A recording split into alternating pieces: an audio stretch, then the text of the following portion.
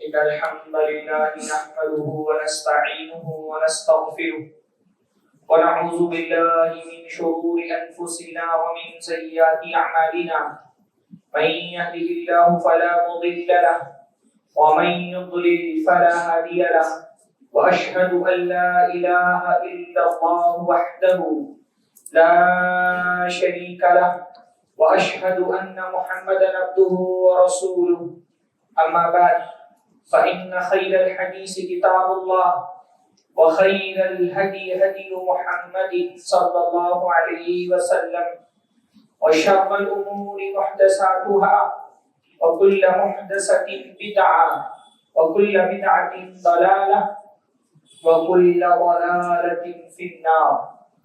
أعوذ بالله السميع العليم من الشيطان الرجيم من همزه ونفخه ونفسه. بسم الله الرحمن الرحيم. فلينظر الإنسان إلى طعامه أنا صببنا الماء صبا ثم شققنا الأرض شقا فأنبتنا فيها حبا عنبا وقضبا زيتونا ونخلا وحدائق غلبا وفاكهة وأبا متاعا لكم ولأنعامكم. سب سے پہلے ہر طرح کی حمد و ثنا، تعریف و توصیف، عظمت و بزرگی، کبریائی، بڑائی، برتری اللہ رب العزت کے لائق اور زیبا ہے، جس کا سب سے پہلا تعارف یہ ہے کہ وہ رب العالمین ہے. جب ہم قرآن مجید اٹھاتے ہیں تاکہ اپنے رب کی معرفت حاصل کر سکیں، اور قرآن مجید پڑھنے کا سب سے بنیادی مقصد اللہ تعالیٰ کی معرفت حاصل کرنا ہی ہے. اللہ تعالیٰ کو جاننے کا سب سے بڑا سورس اور اللہ کی معرفت حاصل کرنے کا سب سے بڑا مصدر قرآن مجید ہے. قرآن پڑھنے کا مقصد ہی ہے اپنے رب کو پہچاننا. تو جب اپنے رب کو پہچاننے کے لیے، اس کا تعارف حاصل کرنے کے لیے، اس کی معرفت تک پہنچنے کے لیے اس کی اتاری ہوئی کتاب پڑھتے ہیں، تو اللہ کا سب سے پہلا تعارف جو اللہ تعالیٰ کی کتاب ہم سے کراتی ہے وہ کیا ہے؟ الحمدللہ رب العالمین. ساری تعریفیں، ساری حمد، سارا شکر اللہ کے لیے ہے. اور وہ اللہ ہے کون؟ اس کی پہچان کیا ہے؟ اس کا کمال کیا ہے؟ رب العالمین، کہ وہ رب العالمین ہے، سارے جہانوں کا رب ہے، سارے جہانوں کا پالن ہار ہے. رب کا مطلب کیا ہوتا ہے؟ رب کا مطلب ہوتا ہے کسی شے کی پرورش کرنے والا، اس کی ضرورتوں کو پورا کرنے والا، اس کو پرداخت کرنے والا، اس کو درجے کمال تک پہنچانے والا. اللہ تعالیٰ ساری کائنات کا رب ہے، یعنی کائنات کی ہر شے کی ضرورت پوری کرنے والا وہ ہے، ہر شے کو اس کے کمال تک پہنچانے والا وہ ہے، اس کی حاجتیں پوری کرنے والا وہ ہے. ہم انسانوں کا رب بھی اللہ ہے، ساری کائنات کا رب اللہ ہے، اور ہماری ہر ضرورت اللہ تعالیٰ ہی سے وابستہ ہے. اور ہماری ضرورتوں میں سے ایک شدید ترین ضرورت ہے پانی. جیسے اللہ تعالیٰ نے ہم کو پیدا کیا، اس زمین پر بسایا، ہماری ہر ضرورت کا انتظام کیا، تو اللہ تعالیٰ نے اس کرۂ ارضی پر، اس زمین پر ہماری جو سانس لینے کے لیے آکسیجن کے بعد سب سے بڑی ضرورت ہوتی ہے پانی، اللہ تعالیٰ نے وہ پانی بھی بہت وافر مقدار میں ہم کو فراہم کر دیا. کیونکہ اللہ تعالیٰ ہمارا رب ہے نا، تو ہماری ہر ضرورتوں کی تکمیل کرنا اللہ تعالیٰ نے اپنے ذمہ لیا ہوا ہے. ہم کو سانس لینے کے لیے آکسیجن کی ضرورت تھی، تو الحمدللہ زمین کے اس کرہ پر وافر مقدار میں اللہ تعالیٰ نے آکسیجن فراہم کر دی. اتنی آکسیجن دی جو ہماری ضرورت کے لیے کافی تھی. نہ ضرورت سے زائد آکسیجن دی، نہ ضرورت سے کم آکسیجن دی. ہمارے گردے پر تقریباً 20-30% ہواؤں میں آکسیجن ہوتی ہے. یہ آکسیجن اگر ضرورت سے زیادہ بھی ہو جاتی تو بھی ہماری صحت کے لیے بہت نقصان دہ تھی، اور کم ہوتی تو بھی ہماری صحت کے لیے بہت نقصان دہ تھی. بلکہ اگر ضرورت سے زیادہ ہوتی تو بھی ہم زمین پہ نہیں جی پاتے. تھوڑی سی چنگاری اگر لگتی کہیں پر تو آگ لگ جاتی ہے، کہ آکسیجن جو ہے وہ آگ کو بڑھاتی ہے. ہر چیز کائنات میں اللہ تعالیٰ کی صفات میں سے ایک صفت یہ بھی ہے کہ اللہ تعالیٰ نے چیزوں کو پیدا کیا اللہ خالق تو ہے، پر خالق ہونے کے ساتھ ساتھ اللہ تعالیٰ ہر چیز کو درست مقدار میں اللہ تعالیٰ نے پیدا کیا، نہ اس مقدار سے زیادہ دیا ہے نہ اس مقدار سے کم دیا ہے۔ اللہ کی قرآن مجید میں جب ہم سورہ اعلیٰ پڑھتے ہیں، خاص طور پہ ہم سورہ جمعہ کی نماز میں پڑھتے ہیں نا، سب 20 ربک الاعلیٰ الذی خلق فسوی والذی قدر فہدی، اللہ تعالیٰ بہت اعلیٰ ہے، اس کے نام کی تسبیح بیان کرو، الذی خلق فسوی، جس نے ہر چیز کو پیدا کیا اور درست کیا، والذی قدر، اور جس نے ہر چیز کو صحیح مقدار میں پیدا کیا، تقدیر کی ہر چیز کی، ہر چیز کو ناپ کر کے جو صحیح مقدار چاہیے تھی کائنات میں۔ اللہ تعالیٰ کی یہ بہت بڑی نشانی ہے کہ کوئی بھی چیز نہ اللہ تعالیٰ نے اس کی حد سے زیادہ رکھی نہ کم رکھی ہے، جو بیلنس اللہ تعالیٰ نے رکھا ہے نا۔ اور رحمان علم القرآن خلق الانسان علمہ البیان، اللہ تعالیٰ نے فرمایا ووضع المیزان، اللہ تعالیٰ نے ایک میزان رکھا، ایک ترازو رکھا ہے، ہر چیز بہت بیلنس طریقے سے کائنات میں ورک کر رہی ہے۔ ہر چیز کا کائنات میں جو الگ الگ نیچرل فورسز ہیں، اللہ تعالیٰ نے ان کا ایک زبردست قسم کا بیلنس رکھا ہے، اس بیلنس کی وجہ سے کائنات چل رہی ہے۔ گریوٹی کا اللہ تعالیٰ نے ایک بیلنس رکھا ہے، اس بیلنس کی وجہ سے کائنات چل رہی ہے۔ نہ گریوٹی اتنی زیادہ رکھی ہے کہ زمین پر ہمارا جینا دشوار ہو جائے، نہ اتنی کم رکھی کہ ہم ہواؤں میں اڑ جائیں گے۔ ہر چیز میں اللہ تعالیٰ کی بڑی زبردست صفت ہے تقدیر، کہ اللہ تعالیٰ نے ہر چیز کو صحیح مقدار میں دنیا کے اندر رکھا ہے۔ سانس لینے کے لیے آکسیجن بھی اسی صحیح مقدار میں رکھی ہے، اور پینے کے لیے پانی بھی اللہ تعالیٰ بالکل صحیح مقدار میں نازل کرتا ہے۔ بقدرین، قرآن میں اللہ تعالیٰ نے فرمایا کہ ہم آسمان سے پانی نکالتے ہیں بقدرین، ایک صحیح مقدار میں، بلکہ پانی زمین پہ صحیح مقدار پر نکالتے نہیں، دنیا میں پانی کی جو صحیح مقدار موجود تھی، اللہ تعالیٰ نے کائنات بناتے وقت، زمین کی تخلیق کرتے وقت، زمین پہ انسانوں کی جتنی ضرورت تھی پانی کی، اتنے پانی زمین پر اللہ تعالیٰ نے فراہم کر دیا۔ آپ جانتے ہیں کہ ہماری اس کائنات میں، ہماری اس دنیا میں پانی باہر سے کہیں نہیں آتا ہے، پانی کسی نہ کسی فارمیٹ میں اسی زمین پر موجود رہتا ہے، کبھی وہ بھاپ بن کر کے بادلوں میں چلا جاتا ہے، پھر بارش بن کر کے زمین پر برستا ہے، اور پھر وہ بارش پھر کسی نہ کسی کیفیت میں بھاپ میں تبدیل ہو جاتی ہے۔ یہ جو سائیکل ہے موسم کا، یہ چلتا رہتا ہے، باہر سے کہیں پہ بھی ایک بوند پانی دنیا میں باہر سے نہیں آتا ہے، بس زمین کے کنڈا میں جتنا پانی موجود ہے یہی پانی، ایون جو پانی ہم پی رہے ہوتے ہیں، کبھی نہ کبھی یہ پانی زمین پہ تھا، پھر ہواؤں میں گیا، پھر زمین پہ آیا، پھر ہوا میں آیا، اور یہ سائیکل پتہ نہیں کتنے مرتبہ اور ہزاروں سالوں سے اللہ تعالیٰ یہ سائیکل چلا رہا ہے۔ اللہ تعالیٰ اب ہے، اس نے ہماری ہر ضرورت کو پوری کیا، اور اس کی بہت بڑی نعمت ہے، اس کا بہت بڑا احسان ہے کہ پانی جو ہماری زندگی کی بنیادی ضرورت ہے، جس کے بارے میں اللہ تعالیٰ نے فرمایا وَجَعَلْنَا مِنَ الْمَاءِ كُلَّ شَيْءٍ حَيٍّ، کہ اللہ تعالیٰ نے ہر جاندار کو پانی سے بنایا۔ یہ پانی اللہ تعالیٰ نے ہم کو فراہم کیا۔ پانی دنیا کے ہر جاندار کی ضرورت ہے، انسانوں کو بھی اللہ نے پانی سے بنایا۔ اللہ نے فرمایا وَهُوَ الَّذِي خَلَقَ مِنَ الْمَاءِ بَشَرًا، اللہ تعالیٰ نے انسان کو پانی سے پیدا کیا ہے۔ انسان پانی سے پیدا کیا گیا ہے، اور اس کے جسم کا بیشتر حصہ پانی ہے۔ چھوٹا بچہ جب پیدا ہوتا ہے اس کی باڈی کا 75% صرف پانی ہوتا ہے، اور جیسے جیسے عمر بڑھتی ہے تقریباً جو نوجوان بالغ لوگ ہوتے ہیں ان کی بھی جسم کا 60% جو ہے نا وہ صرف پانی ہوتا ہے، 60% ہمارے جسم میں صرف پانی ہے، باقی دوسری اجزاء 40% ہے۔ پانی ہماری زندگی کی بہت بنیادی ضرورت ہے، اور ہمارے رب کا یہ بہت بڑا کرم ہے کہ اللہ تعالیٰ نے یہ پانی بہت آسانی کے ساتھ ہم کو میسر فرمایا۔ ہمارے عقیدے کا یہ بہت ہی اہم جز ہے کہ ہم یہ عقیدہ رکھتے ہیں کہ زمین پر جو بھی پانی برستا ہے وہ اللہ تعالیٰ برساتا ہے۔ اللہ تعالیٰ نے قرآن مجید میں اپنے بارے میں فرمایا وَيُنَزِّلُ الْغَيْثَ، اللہ ہی ہے جو آسمان سے بارش کا نزول فرماتا ہے۔ یہ ہمارے عقیدے کا بہت اہم ترین حصہ ہے، اور اس عقیدے کا انکار کرنے والا بندہ اسلام سے خارج ہو جاتا ہے کہ پانی برسانے والی ذات اللہ تعالیٰ، اللہ ہی ہے جو پانی برساتا ہے۔ یہ اللہ تعالیٰ کی ربوبیت پر ایمان رکھنے کا ایک بنیادی تقاضا ہے، اور اگر اللہ تعالیٰ نہ برسانا چاہے تو دنیا میں کوئی پانی برسا نہیں سکتا۔ یہ بھی ہمارے عقیدے کا ایک بنیادی حصہ ہے کہ پانی برسانا بھی اللہ کا کام ہے، اور اللہ نے فرمایا وَإِنَّ عَلَى ذَهَابٍ بِهِ لَقَادِرُونَ کہ اگر ہم چاہیں تو اس پانی کو روک لیں، اس کو روکنے میں بھی ہم قادر ہیں۔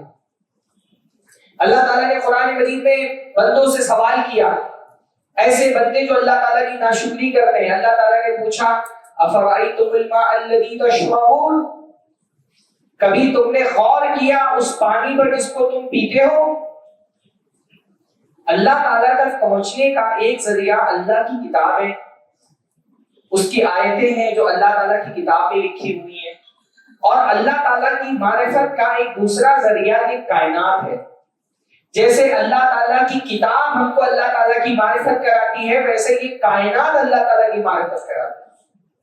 اللہ تعالیٰ جو قرآن مجید میں فرماتے ہیں نا اللہ کی آیات پر غور کرو، تو اللہ تعالیٰ کی ایک آیات وہ ہے جو آیات مستور ہیں، کتاب اللہ میں لکھی ہوئی آیات۔ ان آیات کو پڑھ کر کے بھی ہم اللہ کو پہچانتے ہیں، پر اللہ تعالیٰ کو پہچاننے کا ایک سورس اور ہے، وہ ہے اللہ کی مخلوق پہ غور کرنا۔ جتنا اللہ کی مخلوق پہ بندہ غور کرتا ہے اللہ تعالیٰ کی عظمت اس کو سمجھ میں آتی ہے۔ مخلوق کی عظمت سے ایمان والا بندہ خالق کی عظمت پر استدلال کرتا ہے۔ کافر میں اور مومن میں یہی فرق ہے، کافر مخلوق کی عظمت دیکھ کر کے ایسا گرویدہ ہوتا ہے کہ وہ مخلوق کے سامنے سر جھکانا شروع کر دیتا ہے، پر ایمان والا بندہ مخلوق کی عظمت دیکھ کر کے خالق کی عظمت کو سمجھتا ہے۔ اس لیے قرآن مجید میں اللہ تعالیٰ نے الگ الگ چیزوں پہ غور کرنے کا حکم دیا، اور جن چیزوں پہ اللہ نے غور کرنے کا حکم دیا ہے اس میں سے ایک چیز ہے پانی۔ اللہ تعالیٰ فرماتا ہے فَرَأَيْتُمُ الْمَاءَ الَّذِي تَشْرَبُونَ کبھی تم نے اس پانی پر غور کیا جس کو تم پیتے ہو؟ أَأَنْتُمْ أَنزَلْتُمُوهُ مِنَ الْمُزْنِ أَمْ نَحْنُ الْمُنزِلُونَ اس پانی کو بدلیوں سے اتارنے والا کون ہے؟ تم نے اس کو بدلیوں سے اتارا ہے یا ہم اس کو بدلیوں سے اتارتے ہیں؟ بھائی جو بھی پانی دنیا میں موجود ہے وہ بادلوں سے ہی اترتا ہے۔ ایون جو کنویں میں پانی ہوتا ہے، آپ کا گراؤنڈ جو لیول میں پانی ہوتا ہے، یہ سب کہاں سے آتا ہے؟ یہ آسمان سے اترنے والی بارش سے آتا ہے۔ اللہ پوچھتا ہے کون ہے اس پانی کو اتارنے والا؟ تم اس کو اتارتے ہو یا ہم اس کو اتارنے والے؟ انسان کیا قادر ہے اگر اللہ تعالیٰ آسمان سے اترنے والی بارش روک لے؟ دنیا کی کوئی طاقت بارش نہیں برسا سکتی۔ آج کل سیڑھی کی ٹیکنالوجی سے بارش برسانے کا ایک طریقہ تو شروع ہوا ہے، لیکن اس کے لیے آدمی کس بات کا محتاج ہے کہ آسمان پر اتنے گھنے بادل پیدا کرنا انسان کے بس کی بات نہیں ہے۔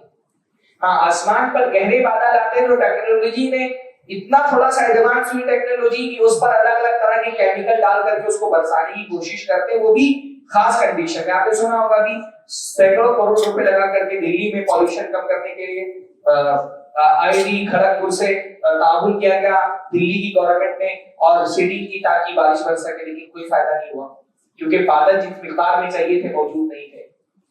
تو یہ بادلوں کو بنانے والا، اس کو آبادیوں پر لانے والا اور آبادیوں پر اس کو برسانے والا کون ہے؟ اللہ۔ اللہ فرماتا ہے کہ أَأَنْتُمْ أَنزَلْتُمُوهُ مِنَ الْمُزْنِ أَمْ نَحْنُ الْمُنزِلُونَ کہ یہ آسمان سے پانی کو برسانے والے تم ہو یا ہم اس پانی کو برسانے والے؟ لَوْ نَشَاءُ لَجَعَلْنَاهُ أُجَاجًا اگر ہم چاہیں تو اس پانی کو نمکین بنا دیں۔ پانی کو نمکین، آسمان سے جو پانی برستا ہے وہ پیور اپنے فارم میں ہوتا ہے۔ حالانکہ زمین پر پانی کا بہت بڑی مقدار موجود ہے، پر اس پانی کے ساتھ پرابلم ہے کہ سمندر کا پانی اور یہ کھارا ہے، اس میں ایسی اجزاء ملے ہوئے ہیں جو انسان کو نہ پینے کے لائق ہے نہ انسان ویسے کھانے پانی سے کھیتی باڑی کر سکتا ہے، کیونکہ یہ پانی ندیوں سے بہ کر کے آتا ہے، تو جو الگ الگ منرلز ہوتے ہیں ندیوں کے وہ بھی سمندر میں ہزاروں سال سے شامل ہو رہے ہیں، جس کی وجہ سے سمندر کا یہ پانی کھارا ہو گیا۔ اللہ تعالیٰ فرما رہا ہے کہ جیسے سمندر کا یہ پانی کھارا ہے نا، لو نشاء لجعلناه أجاجا ہم چاہیں تو یہ آسمان سے برسنے والی بارش بھی کھاری کر دیں، یہ کھارا پانی نمکین پانی آسمان سے برسائے۔ پر اللہ تعالیٰ نے یہ قدرت کا جو نظام رکھا ہے، یہ جو موسم کا سائیکل رکھا ہے، یہ کس طرح کا رکھا ہے کہ سورج کی تپش سے یہی سمندر کا پانی جو کھارا ہے اللہ رب العالمین اسی سمندر کے پانی سے بھاپ اٹھاتا ہے، اور جب وہ بھاپ اٹھتی ہے تو اس بھاپ میں وہ نمکینیات جو سمندر کے اندر موجود ہوتے ہیں وہ اس بھاپ کو جو باغ کی شکل میں وہ جو پانی اس سے نکلتا ہے اس نمک کو چھوڑ کر کے نکلتا ہے، خالص پانی سمندر سے نکلتا ہے، اور پھر اللہ تعالیٰ اس سے بادلوں کو بناتا ہے، پھر یہ بادل اللہ تعالیٰ زمین پہ جہاں چاہتا ہے وہاں برساتا ہے۔ اگر اللہ تعالیٰ فرما رہے، اگر اللہ چاہے تو اللہ تعالیٰ اپنا نظام ایسا کر دے کہ سمندر سے جو پانی اٹھ رہا ہے بھاپ کی شکل میں، یہ سمندر سے نمک لے کر کے اٹھے، اور جب تمہارے سر پر آسمانوں سے بارش ہو تو صرف سادہ پانی نہیں، اس کے ساتھ نمکین بارش ہو، وہ بارش جو نہ تمہاری پیاس بجھا سکتی ہے نہ تمہارے کھیتوں کو سیراب کر سکتی ہے۔ اور اللہ رب العالمین ہے جو اس کا کرم ہے کہ وہ جب آسمان سے رحمتوں کی بارش برساتا ہے تو صاف ستھرا پانی کو عطا فرماتا ہے۔ زمین پر جو اس نے پانی کا ذخیرہ رکھا ہے، کنووں کے ذریعے سے الگ الگ طریقوں سے جو تم زمین سے پانی نکالتے ہو، اللہ تعالیٰ قرآن مجید میں پوچھتا ہے کہ یہ ذرا بتاؤ کہ اگر اس پانی کو ہم زمین کی تہوں میں لے کر کے چلے جائیں، اَمَّن یَأْتِیکُم بِمَاءٍ مَّعِین، تو تم کو کون صاف پانی دینے والا ہے؟ ستھرا نکھرا پانی تم کہاں سے لاؤ گے؟ اگر اللہ تعالیٰ زمین کی ان سوتوں کو خشک کر دے اور یہ پانی زمین کی تہوں میں لے کر کے چلا جائے، کون ہے جو تم کو صاف ستھرا پانی دینے والا ہے؟ ایمان والے بندے کو یہ احساس کرنا بہت ضروری ہے کہ وہ اللہ تعالیٰ پر کتنا ڈیپینڈ ہے۔ یہ ڈیپینڈ ہونا اللہ تعالیٰ پر نا، یہ ہمارے اندر احساس پیدا کرتا ہے بندگی کا۔ ہم بندے ہیں، بندے کا مطلب ہوتا ہے محتاج، بے بس، لاچار۔ ہم اللہ تعالیٰ کے لاچار بندے ہیں۔ جب تک اپنی لاچارگی کا احساس نہیں ہوگا اللہ تعالیٰ کے سامنے بندہ خشوع کے ساتھ سر نہیں جھکائے گا۔ اس لیے اللہ تعالیٰ قرآن مجید میں مختلف مقامات پر بندوں کو ان کی لاچارگی کا، ان کی بے بسی کا، ان کے فقر کا، ان کے احتیاج کا احساس دلاتا ہے کہ تم اپنی کن کن ضرورتوں کے لیے اللہ تعالیٰ پر ڈیپینڈ ہو، اور ان ضرورتوں میں سے ایک بہت بڑی ضرورت ہے پانی، اور اللہ تعالیٰ تمہاری یہ ضرورتیں پوری کر رہے ہیں۔ تم جو نعمتیں اللہ تعالیٰ نے تم کو دی اس میں سے بہت بڑی نعمت ہے یہ پانی کی نعمت۔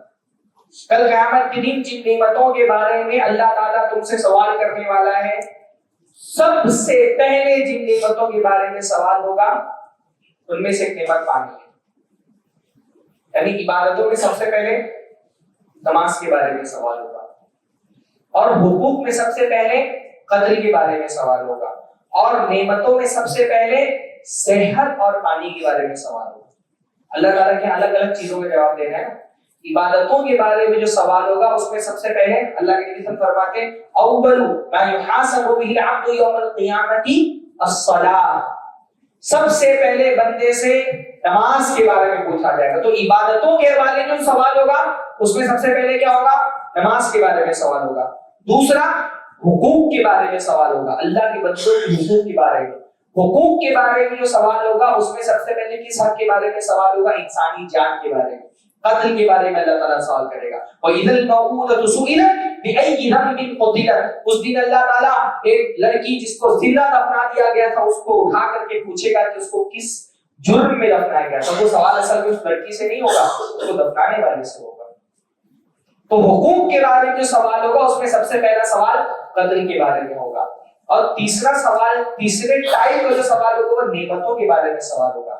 اللہ تعالیٰ نے فرمایا تو تسألن یومئذ عن النعیم، قیامت کے دن تم سے اللہ نعمتوں کے بارے میں سوال کرے گا۔ اللہ کے نبی صلی اللہ علیہ وسلم فرماتے ہیں سب سے پہلے اللہ تعالیٰ بندے سے کہے گا الم نصحح لک جسدک، کہ کیا دنیا میں رہتے ہوئے ہم نے تمہارے جسم کو درست نہیں بنایا تھا، تم کو صحت، توانائی، طاقت اور ایک کامل جسم عطا فرمایا تھا، وَنُرْوِيكَ مِن مَاءٍ بَارِدٍ، اور تم کو ٹھنڈا پانی دیا تھا پینے کے لیے، تم کو ٹھنڈے پانی سے اللہ تعالیٰ نے فیضیاب کیا تھا۔ سب سے پہلے قیامت کے دن جن نعمتوں کے بارے میں سوال ہوگا ان میں سے ایک نعمت پانی کی نعمت ہوگی، جسم کی صحت اور پانی کی نعمت، یہ دو نعمتیں ایسی ہیں جن کے بارے میں اللہ تعالیٰ سوال کرے گا۔ پانی بہت عظیم شے ہے۔ بعض اہل علم نے یہاں تک کہ لکھا ہے کہ کائنات میں اللہ نے جو سب سے پہلی چیز پیدا کی وہ پانی ہے۔ ایک قول یہ بھی ہے سب سے پہلی کون سی چیز پیدا کی گئی ہے، کیونکہ قرآن مجید میں اللہ نے فرمایا وَكَانَ عَرْشُهُ عَلَى الْمَاءِ، کہ اللہ تعالیٰ کا عرش پانی پر تھا۔ تو کچھ اہل علم نے کہا کہ عرش پہلے پیدا کیا گیا ہے، کیونکہ کائنات بنانے سے پہلے اللہ تعالیٰ کا عرش موجود تھا، تو اللہ تعالیٰ کا عرش پہلے پیدا کیا گیا، کچھ نے کہا پانی کائنات میں سب سے پہلے پیدا کیا گیا، پہلے پانی پیدا کیا گیا پھر عرش پیدا کیا گیا. تو پانی ایسی عظیم نعمت ہے جو ہمیشہ سے، یعنی اللہ تعالیٰ نے کائنات بنانے سے پہلے پانی بنایا. اور جنت میں بھی بندے کو جو نعمت دی جائے گی، قرآن مجید میں جن نعمتوں کا تذکرہ ہے، بار بار اللہ تعالیٰ اس نعمت کا تذکرہ کرتا ہے کہ جناتی تجری من تحتها الانہار، کہ ایسی اللہ رب العالمین ایسے باغات اور ایسی جنتیں تم کو عطا فرمائے گا جس کے نیچے سے نہریں جاری ہیں. بعض مرتبہ کچھ کوئی نعمت ہم کو مل جاتی ہے تو ہم کو اس کی قدر اور ویلیو نہیں پتا ہوتی. عرب کیونکہ صحرا میں رہنے والے تھے نا، تو صحرا میں رہنے والے لوگوں کو دو نعمتوں کی بڑی قدر ہوتی ہے. جو ریگستان میں رہتے ہیں ڈیزرٹ میں نا، ایک چھاؤں اور ایک پانی، یہ دنیا کی بہت بڑی بڑی نعمتیں. لیکن یہ ہمارے بر صغیر کے لوگ، ہم الحمدللہ ایسی جگہ پر رہتے ہیں جہاں وافی مقدار میں پانی موجود ہے پینے کے لیے، تو ہم کو ان نعمتوں کی قدر نہیں پتا ہے. لیکن جو ڈیزرٹ میں رہنے والے لوگ ہیں، جو بدو لوگ ہیں، ان کو پتا ہے کہ سایہ کتنی بڑی نعمت ہے اور پانی اللہ تعالیٰ کی کتنی بڑی نعمت ہے. اس لیے اللہ تعالیٰ نے جو عربوں کو خصوصی طور پہ خطاب کیا تو ان کو بتایا بھئی عرب میں بیشتر لوگ بدو تھے، ان کا سب سے بڑا پرابلم تھا پانی.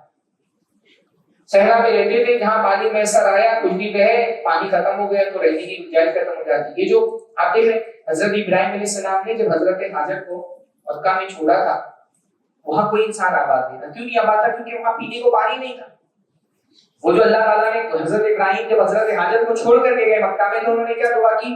اللہم انی اسکنت من ذریتی بواد غیر ذی زرع عند بیتک المحرم، کہ اللہ تعالیٰ میں ایک ایسی بے آباد جگہ پر جہاں ایک دانہ بھی نہیں اگتا ہے اپنی اولاد کو چھوڑ کر کے جا رہا ہوں. وہاں کیوں نہیں رہتا تھا کوئی؟ کعبۃ اللہ، اللہ تعالیٰ کا گھر وہاں پر کسی زمانے میں تھا، پھر بھی وہ چیز غیر آباد کیوں تھی؟ کوئی انسان، کوئی آدم کی اولاد وہاں موجود کیوں نہیں تھا؟ کیونکہ وہاں پانی نہیں تھا. اور جب اللہ تعالیٰ کی فضل و احسان سے حضرت حاجر کی دعا قبول ہوئی اور اس صحرا سے پانی کا ایک چشمہ پھوٹا، پھر کیا ہوا؟ آبادی یہاں پر آ کر کے آباد ہو گئی. مکہ بسا جو پورے عرب میں جس کو ام القری کہا گیا، بستیوں میں سب سے اعلیٰ ترین بستی مکہ کی بستی. عرب کے لوگ جو تھے ان کو پانی کی ویلیو پتا تھی کیونکہ وہ صحرا میں رہتے تھے. ہم لوگ عام طور پہ ہم کو بہت آسانی سے میسر ہو جاتا ہے، تو ہمارے نزدیک پانی کی قدر نہیں ہے، ہم پانی فضول بہاتے ہیں. ہاں، یہ جو آج ہم دیکھ رہے ہیں بارش کے نہ ہونے کی وجہ سے استسقاء کی نمازیں پڑھی جا رہی ہیں، دعائیں مانگی جا رہی ہے. میں کسی اور موضوع پہ، وراثت کے موضوع پہ خطبہ دینے والا تھا. کل مجھے شام کو یہ پتا چلا کہ ہماری جو موقر جمعیت اہل حدیث ہے اس کی طرف سے یہ اعلان آیا ہے کہ خصوصی طور پہ بارش نہیں ہونے کی وجہ سے جو صورتحال پیدا ہوئی ہے اس کو خطاب کا موضوع بنایا جائے. تو ہم پانی کی جو ناقدری کرتے ہیں نا، یہ بھی پانی کے رک جانے کی وجہ.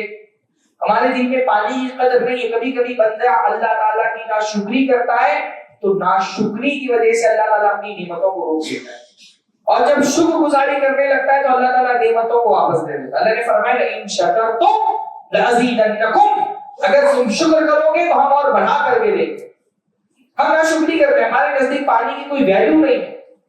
ایک مرتبہ ہارون رشید، امام ابن سماک تھے غالباً اس کے پاس، تو ہارون رشید کو پیاس لگی تھی بہت بڑا، میلوں کی اس کی حکومت تھی، تین بر اعظموں پر حکومت پھیلی ہوئی تھی. اس کو پیاس لگی تو اپنے غلام سے پانی منگایا. تو غلام جب پانی لے کر کے آیا تو امام ابن سماک نے اس سے پانی لے لیا. غالباً ابن سماک نام ہے، جو ان کے ساتھی تھے، قاضی بھی تھے غالباً. تو انہوں نے ان سے پانی لے لیا ہارون رشید سے. کہا ہارون رشید تم کو شدت کی پیاس لگی ہو اور میرے پاس یہ گلاس پانی جو ہے اس کی تم کو قیمت ادا کرنی پڑے تو کتنی قیمت دے سکتے ہو؟ ایک گلاس پانی کی قیمت کیا ادا کر سکتے ہو؟ تو ہارون رشید نے کہا کہ جو میری مملکت ہے، جو میری حکومت ہے، اس حکومت کا آدھا حصہ میں گلاس پانی کی تم کو دے سکتا ہوں. ہم کو آسانی سے میسر ہے تو ہم کو پانی کی قدر سمجھ میں نہیں آتی. لیکن جب گلا پیاس، اس لیے اللہ تعالیٰ جو روزی کی حکمتیں ہیں نا، اس میں سے حکمت یہ بھی کہ بندہ اللہ کی نعمتوں کی قدر سمجھے. پورا سال ہم پانی پیتے رہے تو ہم کو پانی کی قدر سمجھ میں نہیں آتی، تو اللہ تعالیٰ کچھ گھنٹوں کے لیے ہم کو پیاسا رکھتا ہے تاکہ ہم کو پانی کی ویلیو سمجھ میں آ سکے. ہارون رشید تین بر اعظموں پر اس کی حکومت ہے، اور وہ کہہ رہا ہے کہ اگر مجھے ایک گلاس پانی پینا ہو، شدت کی پیاس لگی ہو، میں اپنی آدھی حکومت دے کر کے ایک گلاس پانی حاصل کروں گا. پانی پینے اس کو استنجا کی حاجت لگی, تو جب جانے لگا اٹھ کر کے تو ماں نے اس کا ہاتھ پکڑ لیا, کہا بتاؤ اب یہ پانی جو تم نے پیا تھا اس کو جب خارج کرنا ہے اور اس کے لیے اگر تم کو قیمت ادا کرنی پڑے تو کیا کرو گے؟ تو اس نے کہا کہ جو میری آدھی حکومت بچی ہے وہ بھی دے دوں تاکہ یہ پانی جو جسم کے اندر گیا اس کو میں باہر نکال سکوں. تو انہوں نے کہا یاد رکھنا تمہاری یہ جو پوری حکومت ہے نا اس کی ویلیو اللہ تعالیٰ کی جو ایک گلاس پانی ہے نا اس سے زیادہ اس کی ویلیو نہیں ہے. یہ ایک گلاس پانی جس کو ہم بہت حقیر سمجھتے ہیں, کہا تمہاری پوری کی پوری حکومت کی قیمت ایک گلاس پانی کے برابر ہے. تو رونے لگا ہارون رشید کہ پانی اللہ تعالیٰ کی بہت بڑی نعمت ہے. اور آج ملک کے بہت بڑی خطے پر, ابھی میں حیدرآباد پچھلے ہفتے تھا, وہاں بھی صورتحال یہ ہے کہ بارش نہیں ہو رہی ہے, آپ کا یہ علاقہ مسلسل صورتحال یہ ہے کہ لوگ پانی کے لیے پریشان ہیں.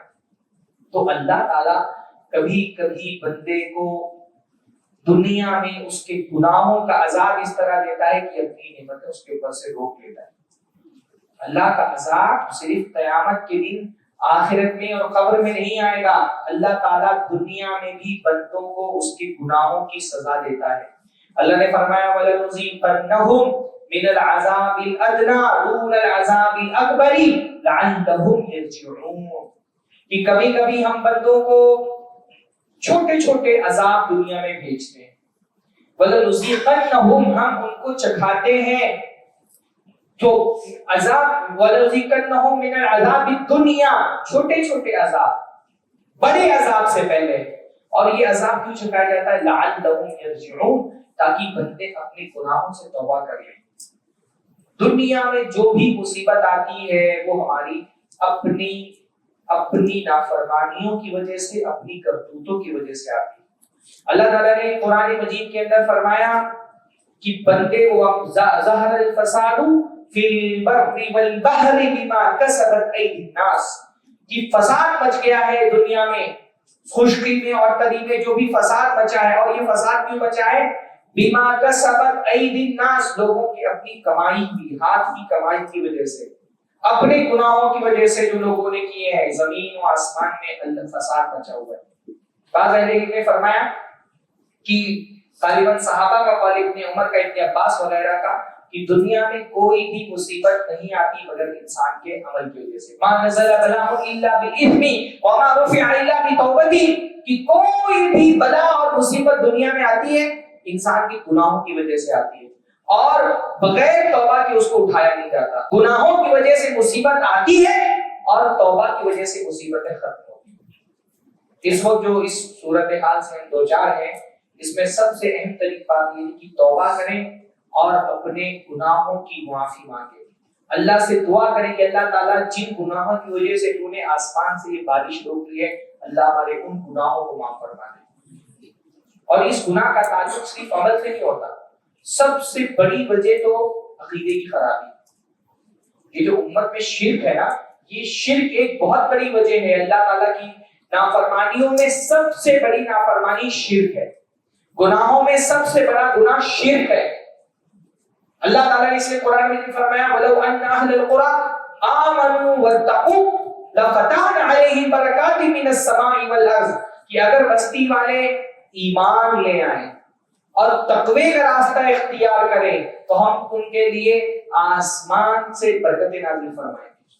آسمان سے جو برکت نازل ہوتی ہے وہ کیا ہے؟ پانی کی برکت ہے. اور پانی آسمان سے نازل ہے, اس کے لیے حکم کیا دیا گیا؟ پہلے ایمان لاؤ, شرک سے توبہ کرو, کفر سے توبہ کرو, توحید کے راستے پر آؤ, ایمان کے راستے پر آؤ. پہلی شرط یہ, اس امت کا سب سے بڑا پرابلم یہی ہے کہ اللہ کے راستے کو چھوڑ کر, توحید کے راستے کو چھوڑ کر کے شرک کے راستے پر گئے. دنیا میں ایسے لوگوں کی ذلت اللہ تعالیٰ نے رکھی ہے. اللہ تعالیٰ نے قرآن مجید میں فرمایا ان الذین اتخذوا العجل سینالهم غضب من ربهم, کہ جن لوگوں نے اللہ کو چھوڑ کر کے بچڑے کو اپنا معبود بنایا. کون لوگ تھے یہ؟ کون لوگوں نے بچڑوں کی پوجا کی؟ بنی اسرائیل.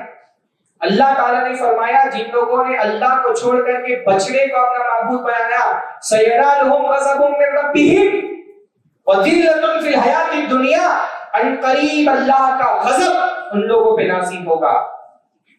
اور اللہ تعالیٰ ایسے لوگوں کو دنیا میں ذلیل کرے گا. یہ آسمان سے بارش کا رک جانا اللہ تعالیٰ کے غضب کی ایک علامت ہے. یہ اللہ تعالیٰ کی ناراضگی ہے, یہ اللہ تعالیٰ کا غصہ ہے. اللہ تعالیٰ جب غضبناک ہوتا ہے الگ الگ طریقوں سے بندوں پر اپنا عذاب اور اپنا غصہ نازل کرتا ہے. اس میں سے بھی اللہ آسمان سے بارش روک لیتا ہے. جیسے مشرکین مکہ سے اللہ تعالیٰ نے آسمان سے بارش روک لی تھی, فرعون کے قوم والوں سے اللہ تعالیٰ نے آسمان سے بارش روک لی تھی. اللہ کے غضب کا ایک مظہر ہے کہ جب دنیا میں اللہ تعالیٰ کے ساتھ شرک ہوتا ہے تو اللہ تعالیٰ آسمان سے اترنے والی بارش روک لیتا ہے.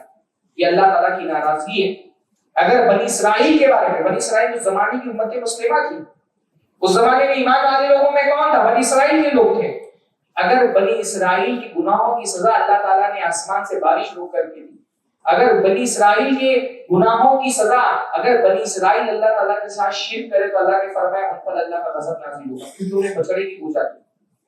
آج ہندوستان میں خاص طور پہ ہماری امت کے لوگوں میں کون سی چیز ہے جس کی پوجا نہیں کی جاتی؟ بنی اسرائیل بچڑے کی پوجا کرتے ہیں. آپ کیا گلبرگہ میں نے سنا لوگ طوطے کی پوجا کرتے ہیں؟ صحیح ہے, ہاں طوطے کی پوجا کرتے ہیں. آپ کو ہندوستان میں جانوروں کی بھی مزار مل جائے. آپ کتابیں اٹھا کر کے نہیں, کرامات میں لوگ بلی تک عالم غیب ثابت کرنے کی کوشش کرتے ہیں. تو سب سے بڑا جرم جو اللہ کے حضور میں ہوتا ہے وہ شرک. سب سے پہلی ضرورت یہ ہے کہ اپنے آپ کو ہم شرک سے بچائیں اور دوسروں کو شرک سے روکنے کی دعوت ہے نا. ایک فرد بعض مرتبہ کسی ایک فرد کی نافرمانی کی وجہ سے پوری قوم عذاب کا شکار ہو. تو پہلی چیز جس پر محنت کرنا ہے وہ ایمان واتقوا, اور فرمایا کہ قوم اگر تقوی اختیار کرے, اگر تقوی اختیار کرے, تقوی اللہ سے ڈرنے کا نام. اور جب بندہ اللہ تعالیٰ سے ڈرتا ہے تو اس کی عبادات بھی سدھر جاتی ہے, اس کے معاملات بھی سدھر جاتے ہیں. کیونکہ ہمارے دلوں میں اللہ کا تقوی نہیں ہے تو نہ عبادتوں کی پابندی ہے نہ معاملات میں حلال و حرام کا خیال ہے. اللہ کی طرف رجوع کریں. مصیبتوں میں اللہ کے نبی صلی اللہ علیہ وسلم کا طریقہ کیا تھا کہ اللہ کے نبی صلی اللہ علیہ وسلم عبادتوں میں تیزی لے آتے تھے, ہے نا. حدیث میں آتا ہے کان اذا حدبه امر فزع الى الصلاه. اللہ کے نبی صلی اللہ علیہ وسلم کو جب کوئی پریشانی لاحق ہوتی اللہ کے نبی صلی اللہ علیہ وسلم نماز کی طرف دوڑتے, کیونکہ نمازوں سے اللہ تعالیٰ کی مدد آتی ہے. اللہ تعالیٰ نے قرآن کریم میں فرمایا واستعینوا بالصبر والصلاۃ, اللہ کی مدد طلب کرو نماز سے اور صبر سے. یہ جو مصیبت کا وقت ہے کہ آسمان سے بارش رک گئی ہے, اس کے لیے بہت ضروری ہے کہ ہم نمازوں کے ذریعے سے اللہ سے مدد طلب کریں. کتنے لوگ مسجد میں موجود ہیں جنہوں نے فجر کی نماز پڑھی ہے جماعت کے ساتھ؟ ہر وہ فرد جس نے فجر کی نماز نہیں پڑھی ہے پوٹینشلی اس کو یہ سمجھنا چاہیے کہ اس کی وجہ سے اللہ نے آسمان سے بارش روکی ہوئی. کیوں اللہ تعالیٰ بارش برسائے گا بھائی؟ ہاں آپ کو اللہ تعالیٰ کے لیے آپ صبح آدھے گھنٹے کی نیند نہیں قربان کر سکتے, کیوں اللہ تعالیٰ آپ کی دعائیں قبول کرے گا؟ عبادتوں کی پابندی کرے, خاص طور پہ نماز کی پابندی کرے. ایک مصیبت کا وقت ہے, خاص طور پہ یہ جو آپ کا خطہ ہے پورا, یہ ان علاقوں میں سے جہاں بہت بڑا خوف ہے, بارش نہیں ہوگی, کنویں سوکھ جائیں گے, بورنگ سوکھ جائیں گے, اللہ کے بندے پیاس سے پریشان ہو جائیں گے. اللہ تعالیٰ آپ کو اسی مصیبت سے بچائے. عبادات کی پابندی کرے. اور دوسری وجہ جس کی وجہ سے آسمان سے اللہ بارش روک لیتا ہے وہ معاملات کی خرابی, خاص طور پہ حرام مال کھانے والا.